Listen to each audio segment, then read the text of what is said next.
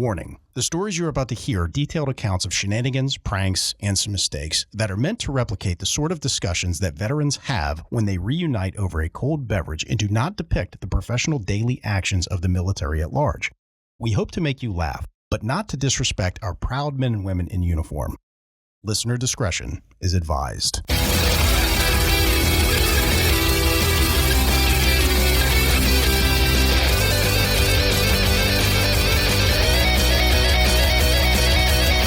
Welcome to Cammo Comedy, where we take a humorous look at the lighter side of military service. We got a big show for you today, but before we jump into it, if you like what we're doing here, give us a subscribe, give us a follow, whatever they call it on your podcasting platform. And while you're at it, give us a 5-star rating, write us a review, as that makes us more relevant in the algorithm and boosts the overall visibility of the show. But word-of-mouth advertising is just so powerful, so if you tell some friends, I will love you forever. Okay, let's jump into the show.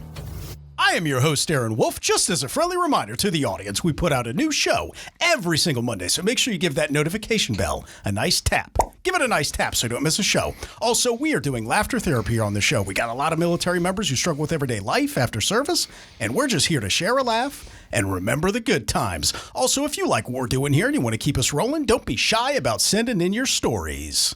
And if you haven't hit up one of your military friends in a while, shoot them a text message, give them a call. See how they're doing. Right. And if you're from my era, send them a letter. Yes. By the time they get it, they'll just call you, because that's faster. Or if you're like me and don't have friends. Yeah, get out. Just listen to this show. Who invited this guy? Go to the library. Boo this man. Joining us today is Old Burrito Toes, special guest Murph. Murph, thanks for being on the show today, man. I know I've seen him called that on some online forums. Burrito toe. I don't even know what a burrito is. What the It's a little, Kind of like donkey. a Tex-Mex, wrapped up in like swaddling clothes. They have swaddling clothes for food, Okay, too. all right. What is a fucking burrito toe? I'm not sure. Toes that look like burritos. Like a little wrapped up? Yeah, something like that. Like a They're just chicken wrap? thick and juicy. Stop questioning everything, Chinks! Eat your burrito toast. Also joining us today is the man who eats bananas out of the peel with a spoon. Call sign Footloose. Footloose, thanks for being on the show today, man. Footloose eats bananas for the shape, not the taste. Well, see, he's very careful to make sure that he doesn't let the shape really be seen. That's why he eats it with a spoon out of the peel. I eat my bananas sideways. That's a good thing. Like a corn on the cob. No, I eat those long ways. That's how you spread the butter. Two hands. Yeah. Also joining us today is the man whose business called Fupa Adventures failed miserably. Call sign Cheeks. Cheeks, thanks for being on the show today, man. So, believe it or not, people who have fupas are much less adventurous. It was supposed to be like a trampoline park, but instead of trampolines, there's fupas you can bounce back and forth of, and, you know. See, I thought this was like a cave diving thing. Like you just see what you can find under the fupa. Yeah, that was the problem, was the smell. It'd be kind of like the plot of the movie National Treasure, where like the treasures are fupas that you have to go and find. They give you some clues and all these kinds of things. Oh, I thought it was like the treasure under the fupa. Like, If oh, you're- look, there's a if you're TV remote, some Cheetos. So anyways, when you're doing your trampoline jumping on your fupas, don't forget to spread some cheeks and not hate folks. Yes. So I actually have our first story today. What you got, man? Yay. See, I don't boo people. I only build others up. Yeah, Cheering see, them on. I like to tear people down. It makes me feel good. You're such a bully. I'm harassed. So this is an Air Force story, and we've got two guys in this story. We're going to have Ben and Big Country. Okay. All right? Is his last name Dover? Yes, Talking about Big Country. it is. Big Country Dover. So Ben and Big Country are doing inventory on like an armory and sensitive items and stuff like that. So they have to go in, and you have to do this every once in a while. You go in, make sure all your shit that's supposed to be there is there. So if you have like night vision goggles, your weapons, everything that is basically expensive has a serial number on it. And you have to go in and say, okay, we have 100 of these night vision goggles, and you have to check the serial number on every fucking one of them. It's a huge pain in the ass. No one likes exciting. doing it. Yeah.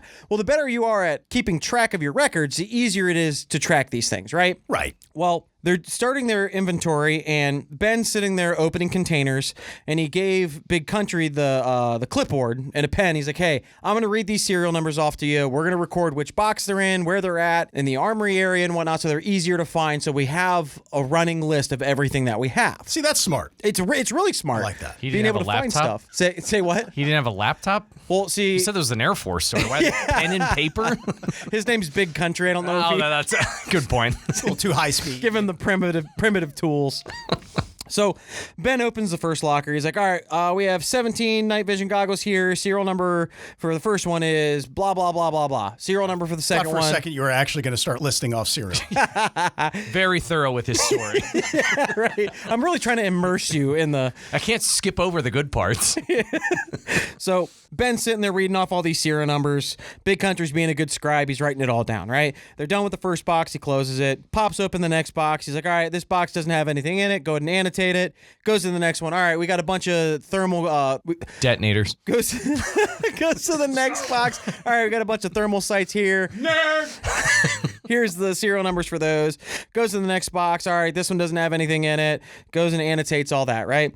So they get like halfway done with this, and Ben looks over at Big Country, and he's like, hey, let me take a look at what we got so far so I can gauge and see like how long this is going to take us and whatnot, right? So Ben grabs the clipboard and the sheet of paper, and he just sees a bunch of letters on it that say M and T, like the two letters M and T, okay? Okay. And Ben's like, what the fuck is this? Does it have anything to do with the serial numbers? So, and that, well, I mean, that's what he was thinking. He's like, I don't remember any serial number starting with MT. It doesn't make any sense. So Big Country looks at Ben and says, just say it. MT? Yeah, just say it. MT. Say it faster. MT. Oh my God. I'm so mad that this is starting to make sense. The fuck? For all the ones that Ben was saying there's nothing in this box, Big Country was writing, instead of writing the whole word empty down, he would just write the two letters M and T so that he could save time. In English, that says empty. See, it's faster that way. You're saving time.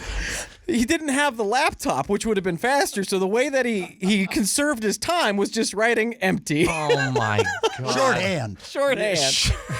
Like real time crunch to get all this stuff done. So you're just saving on like 3 different letters. I hate that makes sense. I know. It's almost painful that like, fuck, that actually kind of works. It's stupid. I love But that. in order for it to work, you have to say it really quickly. Yeah. I thought- say MT. I thought you were saying he recorded that for the ones that had serial numbers, and he was just like, He just writes an S and an N. Yes, Yeah. This has stuff with serial numbers in it. we got all of them. Yeah, we got them. Nice. Oh, thanks for sharing that story. That one's awesome. I love it.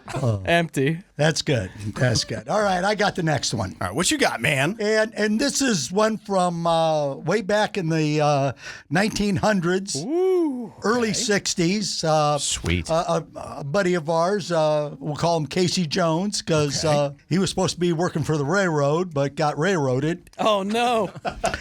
So anyway, he's in basic. All right. Wait, he was working for the railroad like before the military? Well, actually, he did a little bit, but then he joined the Army as a railroader. Because That was a the Army job had in the their own Army? Railroad MOS. Yeah, the MOS. Really? 88 Yes. uniform. Look it up. Okay, like an 88 Mike. Okay, 88 Mike's a truck driver, so 88 uniform would for be railroad. the railroad. What the Yeah. fuck? What is Yeah, it for the yeah. females in the Army who just have trains ran on them? They don't make that an MOS. They should. That's a 69, Mike. So that's basically what? Do they work for MWR or something like that? She's written on paper as a railroad technician. Speaking of railroading, we have railroaded. We've completely derailed Murph's story. Murph doesn't even remember what he was saying at this point. Yes. Oh, is it my turn again? Yeah. Jeez, okay. Murph just took a nap. I shouldn't have eaten before we came in here. That's what the thing is. That's okay. Anyway, Casey Jones is in basic training, and they're going through the various evolutions that all of us went through. Only in his day, when they did some of the rifle training, it was on an M1. Oh, nice. Oh, okay. Sick. Good old 30-06. Okay, so this particular day, what they are being taught and doing is a grenade, a rifle grenade. Okay. I'll get it right sooner or later. A rifle grenade off of this rifle. Okay. Like an underbarrel one? No. It attaches This on is- the end of the barrel, right? So I used that in a video game one time. yes. So on the rifle, you put on an adapter All right. on the muzzle. You put in a special round. You don't use a regular round in it. That makes sense. And then you attach the rifle grenade to the end. The rifle then is placed on the ground. So you have to kind of get down a little bit with it. You hold the rifle at the appropriate angle. Like a mortar. Yeah. Kind of, yes, exactly. Huh. And you put your foot behind it so that the butt doesn't kick out. Okay. You know, you don't want to spread these cheeks. That's my fucking lawnmower! Nailed it. Nailed it. So you've got all this down, and then you press down on the trigger, and it fires the grenade, and it goes out a ways, hits, and blows up. It's pretty slick. Yeah. I mean, it is. It's a good deal. I'll see in the game we shoulder fired those, so I guess that wasn't realistic. Not real realistic. No. That's a good way to throw your shoulder out. So anyway, as Casey's telling the story, he goes up, he does it, no problem. A few evolutions later, there's this small little guy comes along, and he's doing everything, getting all ready to fire it. He didn't put his foot in the appropriate position when he pulled the trigger. And now, while the grenade fired in one direction, the rifle went back in the other direction about 15 or 20 feet. Oh, wow. I would love to see. I'm sure the drill sergeants loved that. Back blast area clear?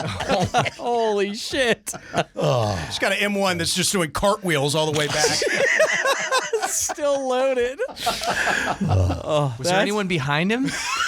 He didn't say. Apparently no one was dead. injured anyway. That's it. Well, that's the good news. We'll be right back with more Cammo Comedy after a quick word from our sponsor. Stay tuned. With Just the Tip Tactical, Just the Tip has never felt so good. Their top-notch muzzle brakes tame your rifle's recoil, keeping you locked on target and grinning like you just hit the bullseye in more ways than one. Say goodbye to kick and hello to faster follow-up shots. Check them out today at justthetiptactical.com. That's justthetiptactical.com. Whether you're looking to improve your rifle or just want some cool apparel with an eye-catching logo, go now to justthetiptactical.com. That's justthetiptactical.com. Enter promo code WOLF, that's WOLF, for 15% off. You can't beat that. And when you patronize the companies that sponsor us, it helps us pay the bills over here. So thank you for supporting the businesses that support us. Patriot Mobile. If you haven't made the switch yet, then what are you waiting for? For years, Patriot Mobile has stood on the principle that freedom is worth fighting for. These guys are legit and staunchly pro-military. Patriot Mobile supports all kinds of pro-military causes to include Warrior Rising, Folds of Honor, Boot Campaign, Tunnel to Towers, Soldier Strong, and Carry the Load. So don't support those big companies that don't got your back. Make the switch to Patriot Mobile today. Now, I know what you're thinking. Aaron, I like my coverage, and I don't want to drive to a shop and go through the hassle of switching my service. Well, good news. Patriot Mobile has better coverage because it's one of the only providers that can give you coverage on any of the 3 major networks. And it's not a hassle to sign up. Just call their U.S.-based customer service line at 972-PATRIOT. That's 972-728-7468. Or just click the link in the description and sign up. It usually only takes about 15 minutes using an eSIM, and you don't have to drive anywhere. Now, if you're locked into a contract, not to worry, because Patriot Mobile has a buyout program of up to $500 per device. So call today, 972-PATRIOT. That's 972-728-7468. Or just click the link in the description and make sure you use the promo code WOLF, that's WOLF, for 1 free month of service. Okay, let's get back into the show. All right, so speaking of zest, I got the next story here. Stop booing Footloose. Do this, man. So this is an army story. So speaking of boo. So this is a story about some friends who were up to no good, starting trouble in their neighborhood. Get out. Oh, that was from Fresh Prince, yeah. Nice. I knew it sounded familiar.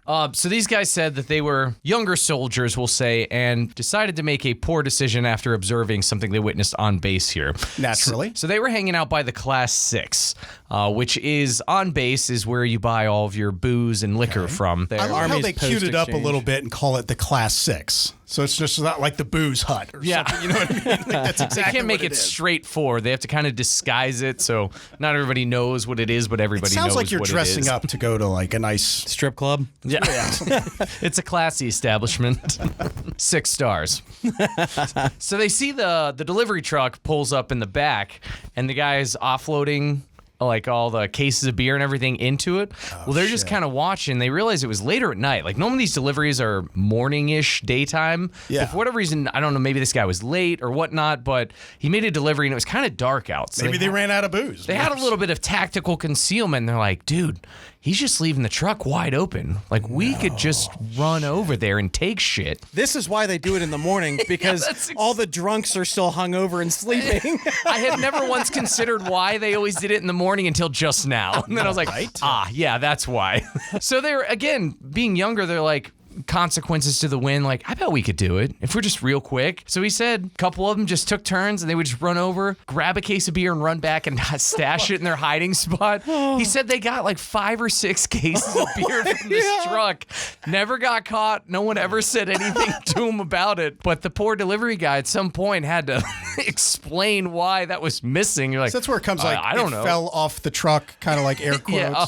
I dropped the case and it exploded, so we had to throw it out. That poor guy was on probation for something in his job and just got fired because he's missing beer cases. Don't steal beer, folks. That is not something. So this is we where Aaron would point out that this is a bad idea. Right, yeah, don't do it. Like, but if you do, story. should- bad idea. But this is the kind of debauchery apparently you guys do in the Army. The Air Force would never do something like that. So you know what they say? There's only one thief in the military, and everybody else is just trying to get their shit back. But it looks like those guys. This is the thief. those guys are the thieves. Nice. That's funny. All right, so I got the next story. We have ourselves an Air Force story. And this Yay. story is going back to the early 2000s. Now, we've got 3 main characters here, and we're going to call them Chris, Dan, and Nate. Now, it's important to note that Chris, Dan, and Nate are all roommates. Now, the place they're staying out of is like a barracks. It's nothing to really write home about. So, like, as you come through the front door, they've got like kind of a decent size open room that's got all their beds and everything like that. They got a TV, they got video game stuff set up in there. Then you go to the back. That's the area that has all the wall lockers. They got like a little mini fridge and they got a little sink. Then you go off to the left and there is a shared bathroom and shower that they share with the guys that are next to them. Okay. Oh, yeah, we call that suite mate. How SUIT. sweet. Like a hotel suite. Nice. Because it's sweet to share a bathroom with 6 other dudes. Yeah, there's no problems with that at all. Weird. I had to share one with 40. Nice. We at least got a door, though.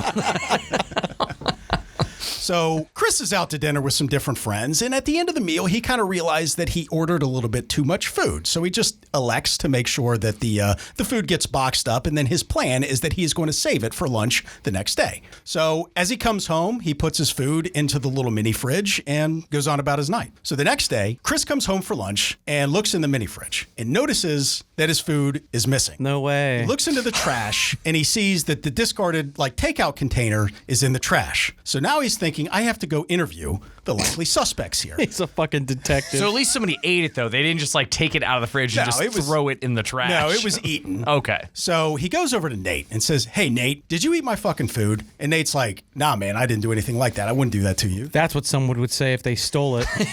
Probably.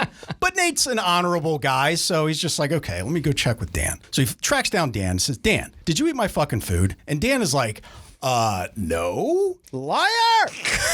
Exactly. That was That exactly seems honest. That was exactly Chris's response. Like, fuck you, dude. You ate my food. What the fuck? So he's like, I mean, hey, man, it was in there. Like, your name wasn't on it or anything like that. You know, I was hungry. What do you want me to do? Fist fight me. That's what I want you to do. Exactly. So Chris is kind of like, hey, man, that's my fucking food. That was my lunch, and now I don't have anything to eat for lunch. Okay, so thanks for that. Don't eat my fucking food. Yeah, eat my ass. Don't eat my food. I would have handed him a spoon and then told him to eat my ass. It's always a classy move. That's for bananas. Hell of a callback to that. So a couple of weeks go by. Same situation. Chris is out to dinner with some friends. He gets his leftovers to go. He comes back, and this time he makes sure to write his name on the box. He puts it in the little mini fridge, and he's saving it for lunch the next day. So the next day comes. He comes home for lunch, goes back into the mini fridge. Same thing. His food is now gone. He looks over into the trash, and he sees that somebody had eaten his food, and the takeout container is discarded in the trash.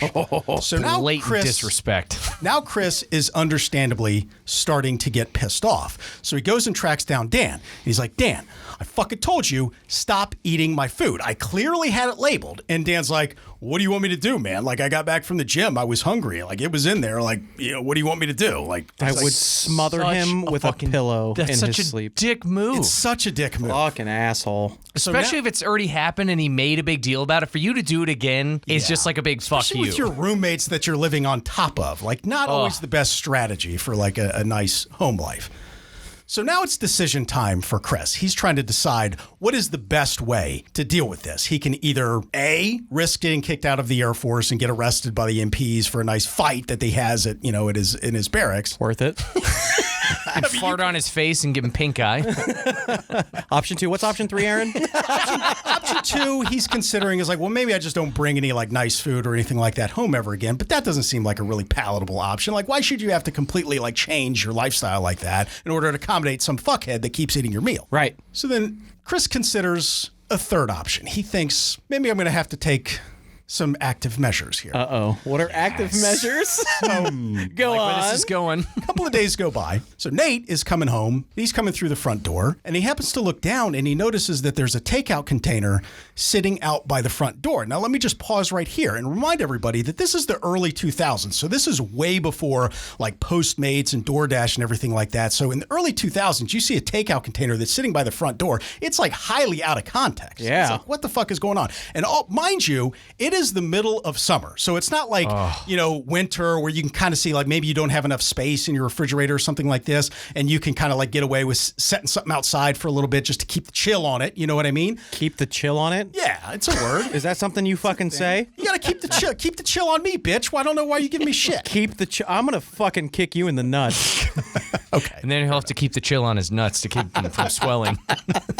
So Nate is like, what the fuck is this? So Nate opens the door, and as he goes inside, he sees that his roommate Chris is there playing video games. So he inquires. He's like, hey, man, do you know anything about this takeout container that's sitting on the front door like this? And Chris doesn't even look up from his game. He's just like, oh, yeah, that's mine. I'm doing something. Just leave it where it's at. So Nate's like, okay, man, whatever. So he goes to the back, puts some stuff away in his wall locker and everything like that. So he comes back out and joins his roommate Chris playing video games. Couple minutes go by. Curiosity gets the better of Nate. And then he's just like, all right, man, what the fuck is the deal with the takeout container out front? So Chris pauses the game and kind of looks over at Nate and says, Oh, we paused, so this is serious. yes, very serious. Fuck. So looks over at Nate and says, Dan keeps eating my fucking food. And so Nate kind of laughs. He's like, so what, are you going to make him sick? And Chris says, I'm not going to make him anything. I've already told him, stop eating my shit. He's giving him food poisoning? So Yes. he decides that he wants to go in there and keep eating my shit. That's on him. So Nate kind of like laughs like, okay, man, like, well, whatever, you do your thing, right? So the next day, Chris sets up the trap. Puts his name on it, puts it in the fridge. These like chicken wings or whatever that was out there for several hours baking in the summer sun. Salmonella wings. He's going to get botulism. So same thing. He comes back for lunch, checks the mini fridge, and he notices that his food is gone. He looks into the trash, sees chicken bones, and he sees the discarded takeout container. God. And he's just like, okay. Took the bait. Okay. Now it's payback time. Like rat poison. So Chris is expecting to see Dan like doubled over hugging the toilet bowl or something like that with food poisoning. Like, haha, bitch, I taught you a lesson. Couple of minutes go by. Here comes Dan bouncing in the front door. Hey, man, what's going on, man? What's going on? And like Chris is a little bit taken aback by this. So he kind of inquires like, hey, Dan, are you feeling okay? And Dan's like, yeah, I feel great. Why? No reason. I heard there was a cold that was going around base or something like that. I just wanted to make sure that like nobody in our area was coming down with anything or Well, something you like see, that. I was trying to poison you. I expected you to have dysentery at this point, but So then Chris says, did you eat my fucking chicken wings again? And Dan's like, yeah, I did. You know, I got back from the gym. I was fucking hungry. So, you know how stuff goes. So Chris is like, bro, I already told you before. Stop eating my fucking food, okay? So Chris is a little dismayed at this point because his evil plan did not go the way that he had envisioned. Well, no, because this guy has the fucking gut of a raccoon. Guy has an iron stomach, right? So Chris decides to get a little bit more creative. This time he goes out and he gets himself some chicken wings. But this time he puts them in his wall locker for like 2 days. oh god. So after a couple of days, he gives it a little whiff. And they clearly have gone bad. So he writes his name on the box, puts it back in the refrigerator Oh, gee whiz. for Dan. He fucking hates this guy. He is determined to teach Dan a lesson. That's right? fair. Yeah. This is just too much work. Yeah, just kick his ass. Well, Dan keeps going to the gym. He's this other guy isn't going to the gym. He Is needs the to get his- problem. He needs to get his protein in. You know? He's got some chicken in the fridge. Like, why are you going to just let that go? So anyway, day goes by. Chris comes home for lunch again. Goes to the mini fridge and sees yet again the container's missing, checks the trash, chicken bones, and the discarded container is back in the trash. So this is 4. This is the 4th time. This is at least God. the 4th time. Wow. And they have been over this and over this. And for whatever reason, Dan, I don't know if he was just an arrogant dick or something like that, just didn't respect boundaries or anything like this. Sounds like he needs his ass kicked. Yeah. This time, Chris is like, I know that stuff was rancid. And, you know, like we're going to see him like doubled over by the toilet, something like that this time. God. So a little while goes by. This is way worse than a fist fight. Oh my god. I feel like A little time goes by. Dan comes bouncing in the door again. Hey guys, what's going on, man? Hey, I'm going to the bar later. You want to join me or something like that? And so again, Chris is kind of dumbfounded. He's like, there is no fucking way that this guy ate my fucking food and is just bouncing around feeling great. And he asks him, he's like, dude, did you eat my fucking chicken wings again? Dan's like, yeah, man, where'd you get those chicken wings from? They fucking sucked, man. Like, you need to go to a different place. So the fucking critiquing the food. audacity of you to eat somebody's food and then start giving him tips on how to get better food for him to steal. Oh my. now you get 1, and then I'm putting the discarded food in your bed. I'm tucking it That's underneath not your what I thought you pillow. were gonna say. I'm gonna put those chicken bones in your ass while you're sleeping. That's where I got my call sign. And that probably wouldn't even have made fucking Dan sick. No, definitely not. So we're sad to report that no matter how much Chris tried, like he didn't realize that he was dealing with a fucking raccoon that could just eat food out of the dumpster and never get sick or anything like this. So he was just like this. So they ended up getting into it and they had a whole out fight. And good. Ended up, finally, Dan started to respect a little bit boundaries after this, but it was just like the best laid plans. Like you just wouldn't expect this. I mean, Dan just sounds like the superior male being at this point. Yeah. You can't poison him and get him to stop. But I'm also... Yeah, I ate your food. What are you gonna do about it? What are you gonna do about it? See, what I'm thinking, what he should have taken the chicken wings, he should have like coated them in like laxatives. Something like that. Like in Dumb and apparently- Dumber, right? Yeah. Holy Colon shit. blow, is that what it was? Good old colon blow. That's insane. Then I guess you're punishing yourself if you all share that bathroom. I mean, that's That's fair. The guy that eats your food is not going to clean up a disgusting bowl after he fucking shits it up. True. Just saying. Oh my god. Yeah, I would have choked him half to death. Right? I mean, at that point, you're just making requests. If you've told him like 6 times and he's still eating your food, you're just the beta at that point. But think about this too. Like, how much more money is he wasting trying to get back? Oh yeah, he bought them with the intention of leaving them out to get him I'm sick. going to teach you a lesson, but lesson never came. There's a lot of blue cheese on those wings. Yeah. No, that was just mold. They tasted a little nasty, but you know, whatever. God. Nice. Don't poison your onions. Hey, thanks for checking checking out the Cammo Comedy Show Podcast. If you like what we're doing here and you want to participate in this community, there are many different ways you can contribute. First and foremost, tell someone about the show. Word of mouth advertising is very powerful, and we really appreciate you helping us out. If you have any funny military stories of your own or know somebody who does, with their permission, of course, you can contribute those stories via email at stories@cammocomedy.com. That's stories, STORIES, at CAMMOCOMEDY.com. And if you're not too good at the internet, drop us a voicemail at area code 531-222-6146. That's area code 531-222-6146. Yeah, and if you want to interact with us throughout the week, hit me up on my socials, Facebook and Instagram. Just look up @ Cheeks. We have a lot of big plans for this show. In building this community to support veterans, we will announce here soon. So stay tuned. All right. I'm going to go enjoy a nice pasta salad with a little mayonnaise later. Okay, first of all, mayonnaise? Why do you always have a problem with the way I talk? There's a way you're supposed to say the word, Aaron. Mayonnaise? That's not it. Panache. That's not fucking it, Aaron. That's not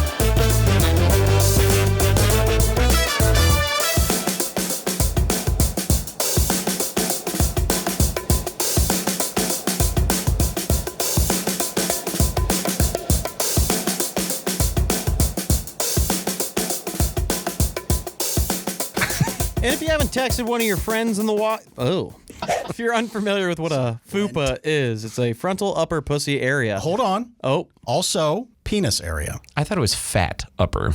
Oh, maybe. Whatever. It's called their front butt. Their front butt. They hide snacks and stuff under them. Gross. Oh, my God. Spread cheeks. Oh, yeah. Isn't Casey Jones also the bad guy in Ninja Turtles? He was, but Yeah. this is different. Casey Jones, what did Casey Jones have to do with the railroad? I looked it up, but I can't remember, Murph. He was a railroad. Okay. He was a railroader. It's like early 1900s, right? Yeah. I mean, so this was a real name. He's a legend in railroading. Apparently not a very good one. Over a century ago, he was. He was so good at railroads. Yes. In a very niche market, he's famous. That's Hey, right. just like us.